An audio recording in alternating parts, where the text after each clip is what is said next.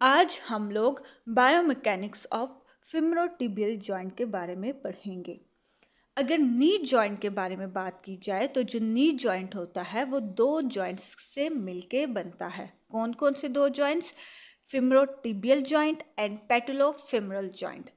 So first of all हम लोग biomechanics of फेमरोटिबियल joint के बारे में पढ़ते हैं। सो फर्स्ट ऑफ ऑल हम लोग फीमरल कंडाइल्स के बारे में बात करते हैं।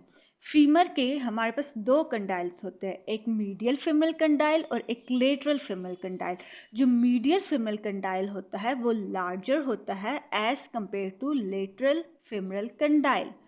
सो इसकी वजह से हमारे पास जो टिबिया और फीमर होता है उनके दरमियान में वैल्गस एंगल बनता है, और ये वैल्गस एंगल कितना होता है? 5 to 10 डिग्री। देन नेक्स्ट हम लोग ट्रांसकंडाइलर एक्सिस ऑफ फीमर की बात करते हैं। ट्रांसकंडाइलर एक्सिस का क्या मतलब है कि ये एक इमेजिनरी लाइन होती है जो फीमर के कंडाइल्स में से पास करती है। जब ट्रांसकंडाइलर एक्सिस फ्रंटल प्लेन में लाई करता है तो उसकी वजह से पैटेला जो है वो अब हम लोग नी की फ्लेक्शन और एक्सटेंशन के बारे में बात करते हैं। ठीक है, नॉर्मली अगर नी की फ्लेक्शन और एक्सटेंशन की बात की जाए तो जो नी की फ्लेक्शन होती है वो नॉर्मली कितनी होती है? 140 to 150 डिग्री। लेकिन अगर नॉर्मल हम लोग नी की हाइपर एक्सटेंशन देखें तो वो जब भी हम लोग नी की फ्लेक्शन करते हैं तो उस दौरान कौन कौन से ऐसे मसल्स हैं जो नी की फ्लेक्शन करवाते हैं? Calf muscle and posterior thigh के मसल। ठीक है, अगर काफ के मसल की बात करें तो उसके अंदर गैस्ट्रोस्नीमियस का मसल आता है और सोलियस का मसल आता है। लेकिन जो हमारे पास सोलियस का मसल होता है वो हमारे पास नी की फ्लेक्शन नहीं करवाता। ओनली गैस्ट्रोस्नीमियस का जो मसल होता है वो नी की फ्लेक्शन करवाता है। और अगर पोस्टीरियर थाई के मसल की बात करें तो वो कौन से होते हैं? हैमस्ट्रिंग्स। सो ओवरऑल कहने का मतलब ये है कि गैस्ट्रोस्नीमियस एंड हैमस्ट्रिंग हमारे पास नी की फ्लेक्शन करवाते हैं। जब भी हम लोग नी की फ्लेक्शन करेंगे तो उस दौरान काफ और पोस्टीरियर थाई के मसल्स तो नी की फ्लेक्शन करवाएंगे, लेकिन उसके साथ साथ जो काफ और पोस्टीरियर थाई के मसल्स होते हैं वो नी की फ्लेक्शन को लिमिट भी करते हैं ताकि हमारे पास ओवर फ्लेक्शन ना हो सके। जब भी हम लोग नी की एक्सटेंशन करते हैं तो उस दौरान फीमर और टिबिया फुली कांटेक्ट में होते हैं। ठीक है, इसको हम लोग क्या बोलते हैं? Closed pack position. कौन कौन से मसल्स हमारे पास नी की एक्सटेंशन करवाता है? वो हैं क्वाड्रिसेप मसल्स। लेकिन हमारे पास जो नी है उसकी हाइपर एक्सटेंशन को लिमिट कौन करता है? Capsule and ligaments. जो कैप्सूल और लिगामेंट्स होते हैं वो टाइट हो जाते हैं और ट्विस्ट हो जाते हैं ताकि नी के ऊपर ओवर हाइपर एक्सटेंशन ना हो सके। ये बात हमने पहले भी की थी कि जो मीडियल फिमरल कंडाइल होता है वो लार्जर होता है देन द लेटरल फिमरल कंडाइल। इस वजह से हमारे पास जो टिबिया और फीमर होता है उनके दरमियान में वैल्गस एंगल बनता है, और ये वैल्गस एंगल कितना था? 5 to 10 डिग्री। सो जब भी हम लोग नी की फुल एक्सटेंशन करेंगे तो उस दौरान हमारे पास वैल्गस एंगल बनता है। फेमरोटिबियल जॉइंट। फेमरोटिबियल जॉइंट में दो बोन्स आती हैं, फीमर और टिबिया। लेकिन अगर ना हम लोग टिबिया को स्टेबलाइज करेंगे, मतलब टिबिया को मूव नहीं करेंगे, सिर्फ हम लोग फीमर बोन को मूव करवा के नी की फ्लेक्शन और एक्सटेंशन करवाएंगे तो उस दौरान क्या होगा? अगर हम लोग डेली लाइफ एक्टिविटीज़ की बात करें तो कौन सी ऐसी पोजीशन है जिसके दौरान हमारे पास टिबिया स्टेबलाइज होता है और हम लोग फीमर को मूव करते हैं, जिसकी वजह से हमारे पास नी फ्लेक्शन और एक्सटेंशन में जाती है? वो पोजीशन है क्वाड्स की। जब भी हम लोग क्वाड्स करते हैं तो उस दौरान हमारे पास टिबिया स्टेबलाइज होता है, टिबिया मूव नहीं करता, लेकिन सिर्फ फीमर मूव करता है। जब फीमर मूव करेगा तो उसकी वजह से हमारे पास नी के ऊपर फ्लेक्शन और एक्सटेंशन होती है।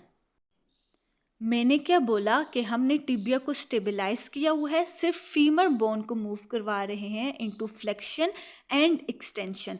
जब भी हम लोग फीमर बोन को ना फ्लेक्शन में लेके जाएंगे तो उस दौरान हमारे पास ना फिमरल जो कंडाइल होता है उसका बहुत स्मॉल कांटेक्ट जो है ना वो टिबिया के जो कंडाइल्स होते हैं उसके साथ होता है। इस वजह से जो फीमर और टिबिया जॉइंट होता है ना वो इनकॉन्ग्रेंट होता है ड्यूरिंग फ्लेक्शन। लेकिन जब हम लोग फीमर बोन को एक्सटेंशन में लेके जाएंगे तो जो फिमरल कंडाइल्स हैं उनका ज़्यादा कांटेक्ट होगा ऑन द टिबियल कंडाइल्स। इस वजह से जब हम लोग फीमर को एक्सटेंशन में लेके जाते हैं तो टिबिया और फीमर बोन के दरमियान जो जॉइंट होता है वो कॉन्ग्रुएंट होता है। इस पॉइंट को मैं डायग्राम से समझाती हूँ आपको।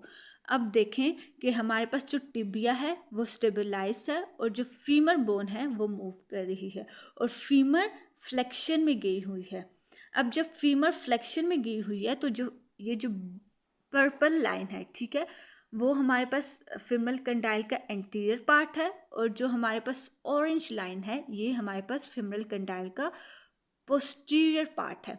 जब हमारे पास फीमर बोन फ्लेक्शन में गई हुई है तो देखें ये जो पर्पल पार्ट है, ठीक है, एंटीरियर पार्ट है जो फिमरल कंडाइल का, वो कांटेक्ट नहीं कर रहा टिबिया से।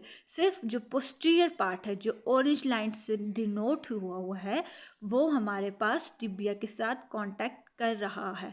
इसका मतलब ये है कि जब हमारे पास नी फ्लेक्शन में जाती है तो उस दौरान हमारे पास सिर्फ जो पोस्टीरियर पार्ट होता है फिमरल कंडाइल का वो कांटेक्ट कर रहा है टिबिया के साथ।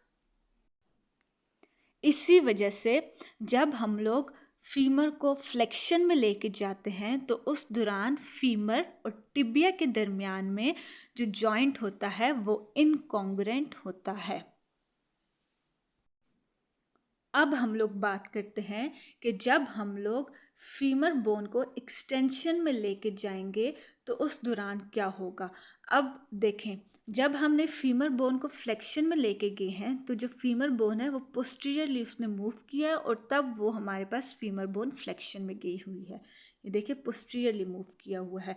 लेकिन अब जो हमारे पास फीमर बोन है वो एक्सटेंशन में कब आएगी, जब हम लोग फीमर बोन को एंटीरियरली मूव करेंगे। जब फीमर बोन को एंटीरियरली मूव करेंगे तो उस दौरान हमारे पास फीमर बोन क्या होगी, एक्सटेंशन में आएगी। ठीक है, इसकी इजी एग्जांपल ये है कि जब भी हम लोग क्वाड्स करते हैं तो उस दौरान टिबिया स्टेबलाइज होता है और फीमर बोन मूव करती है।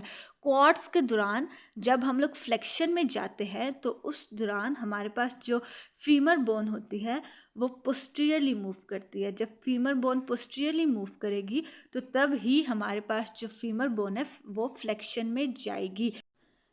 लेकिन जब क्वाड्स के दौरान हम लोग नी की एक्सटेंशन करते हैं तो उस वक्त जो फीमर बोन होती है वो एंटीरियरली आती है। जब फीमर बोन एंटीरियरली आएगी तो जो नी होती है उसके ऊपर एक्सटेंशन हो जाती है। इसी वजह से अब देखें कि जो हमारे पास फीमर बोन है उसका ज़्यादा कांटेक्ट है टिबिया बोन के साथ। ठीक है, इसी वजह से नी की एक्सटेंशन के दौरान फीमर और टिबिया के दरमियान जो जॉइंट होता है वो कॉन्ग्रुएंट होता है। अब हम लोग मेनिस्काई के बारे में बात करते हैं। जो मेनिस्काई होता है वो फिब्रोकार्टिलिजियस होता है। मेनिस्काई जो होता है वो जॉइंट सर्फेसिस के दरमियान में इनकॉन्ग्रुएंसी को रिड्यूस करता है। वो किस तरह, अगर हम लोग ना फिमरल कंडाइल्स की बात करें तो वो कन्वेक्स होते हैं, ठीक है, और अगर हम लोग टिबियल कंडाइल्स की बात करें तो वो कनकेव होते हैं। लेकिन मेनिस्काई कहाँ प्रेजेंट होता है, टिबिया के कंडाइल्स के ऊपर। जब हमारे पास फीमर बोन के कंडाइल्स कांटेक्ट करेंगे टिबिया के कंडाइल्स के साथ तो जो मेनिस्काई होता है वो हमारे पास जॉइंट सर्फेसिस की इनकॉन्ग्रुएंसी को कम करता है। मेनिस्काई के दो हॉर्न होते हैं, एक एंटीरियर हॉर्न और एक पोस्टीरियर हॉर्न। जो एंटीरियर हॉर्न होता है वो मोबाइल होता है, लेकिन जो पोस्टीरियर हॉर्न होता है वो as compare to anterior horn fixed होता है। क्यों? क्योंकि जो पोस्टीरियर हॉर्न होता है ना, वो उसकी ज़्यादा अटैचमेंट्स होती है विद द लिगामेंट, कैप्सूल, ठीक है, टिबिया के साथ, as compare to anterior horn. इसी वजह से जो एंटीरियर हॉर्न होता है वो मोबाइल होता है, और जो पोस्टीरियर हॉर्न होता है as compare to anterior horn fixed होता है। मैंने ये ऑलरेडी बात कर दी है कि जब भी हमारे पास नी एक्सटेंड होता है तो उस दौरान हमारे पास फीमर और टिबिया के दरमियान ज़्यादा कांटेक्ट होता है, ठीक है। अब मैंने क्या बोला कि जो एंटीरियर हॉर्न होता है वो मोबाइल होता है as compare to posterior horn. जब हमारे पास नी एक्सटेंड होगी और फीमर और टिबिया के दरमियान में ज़्यादा कांटेक्ट होगा तो जो मेनिस्काई होता है ना, वो फॉरवर्ड ग्लाइड करता है। बैकवर्ड ग्लाइड क्यों नहीं करता? उसका रीज़न ये होता है कि जो पोस्टीरियर ग्लाइड है वो as compare to anterior glide fixed होता है। सो नी एक्सटेंशन के दौरान जब हम लोग नी की फ्लेक्शन करते हैं तो उस दौरान जो हमारे पास फीमर बोन होती है वो पोस्टीरियरली जाती है, ठीक है। इसी वजह से जो हमारे पास मेनिस्काई होता है वो भी पोस्टीरियरली जाता है। अब मेनिस्काई पोस्टीरियरली क्यों जाता है? क्योंकि जो हमारे पास कंप्रेसिव फोर्सेस आ रही होती हैं, ठीक है, पोस्टीरियरली, तो मेनिस्काई उन कंप्रेसिव फोर्सेस को रिड्यूस करता है। इस वजह से जब भी हम लोग नी की फ्लेक्शन करते हैं तो मेनिस्काई पोस्टीरियरली जाएगा। क्यों? क्योंकि जो कंप्रेसिव फोर्सेस आ रही होती है पोस्टीरियरली, ठीक है, तो मेनिस्काई उन फोर्सेस को रिड्यूस कर लेता है। अब हम लोग डायग्राम के थ्रू समझते हैं। अगर ये फर्स्ट वाली डायग्राम देखें तो इसमें नी एक्सटेंशन में है, ठीक है, और ये साथ मेनिस्काई बना हुआ है। अब मेनिस्काई में जहाँ पे एरोस है ना, वो हमारे पास एंटीरियर पार्ट है, और ये जो जहाँ पर एरोस नहीं है ये पोस्टीरियर पार्ट है। अब ये एरोस क्या शो कर रही हैं कि जब नी एक्सटेंशन में होगी तो उस दौरान हमारे पास ये जो एंटीरियर साइड है, ठीक है, मेनिस्काई की, वो फॉरवर्ड ग्लाइड करेगी। अब हम लोग सेकंड डायग्राम की बात करते हैं। अगर फीमर बोन की बात करें तो ये फ्लेक्शन में जा रही है, ठीक है, और ये हमारे पास क्या है? मेनिस्काई है। ये जहाँ पर एरोस बने हुए हैं ये मेनिस्काई का एंटीरियर पार्ट है, और ये वाला पोस्टीरियर पार्ट है।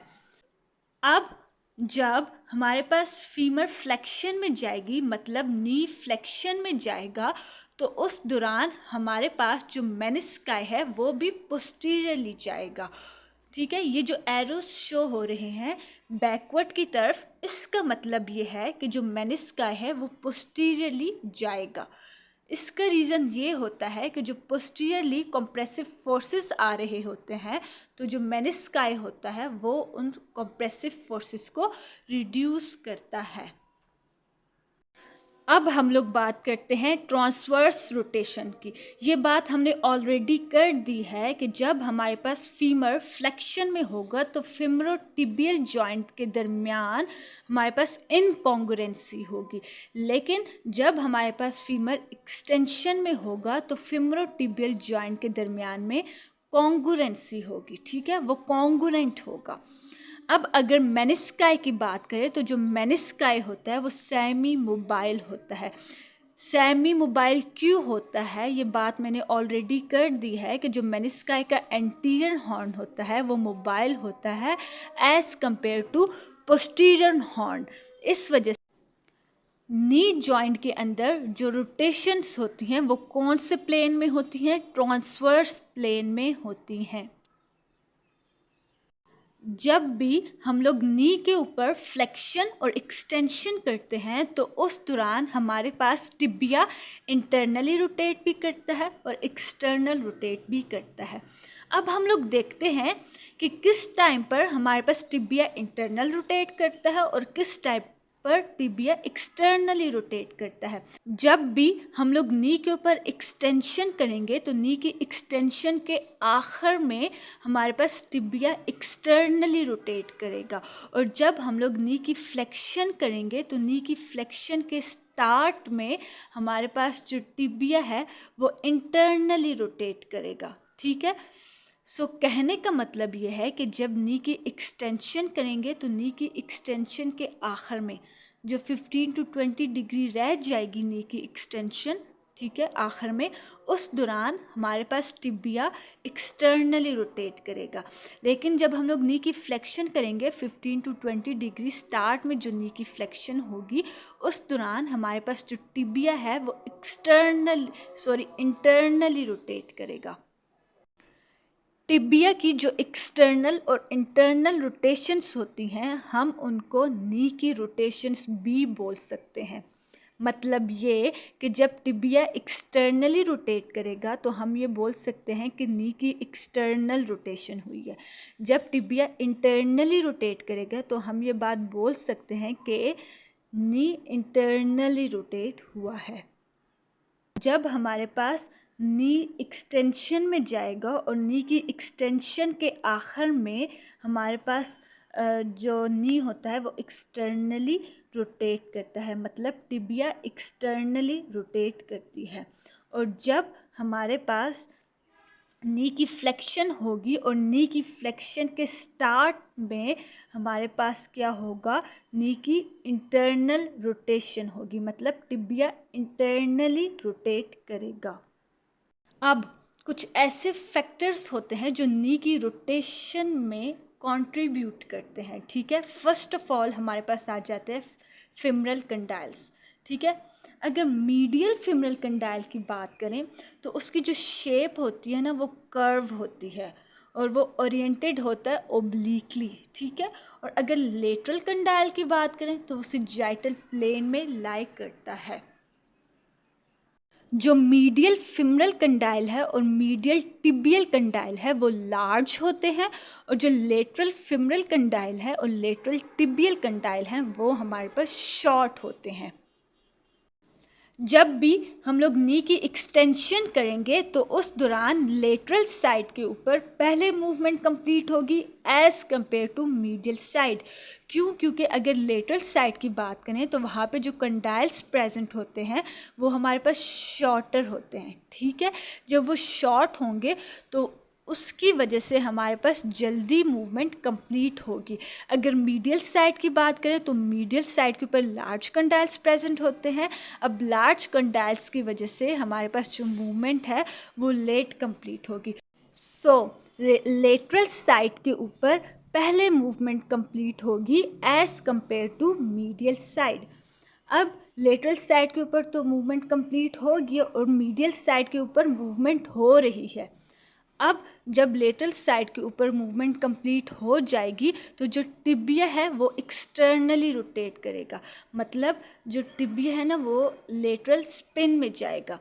इसी वजह से जब हम लोग नी की एक्सटेंशन करते हैं तो नी की एक्सटेंशन के आखिर में मैंने पहले क्या बात बोली थी कि एक्सटर्नल रोटेशन होती है नी के ऊपर। उसका मेन रीज़न यही होता है कि मीडियल कंडाइल हमारे पास एक्सटेंड हो ही रहा होता है कि लेटरल कंडाइल के ऊपर एक्सटेंशन कंप्लीट हो जाती है और जो टिबिया है फिर वो एक्सटर्नली रोटेट करेगा। ठीक है, नी के ऊपर एक्सटर्नल रोटेशन होगी।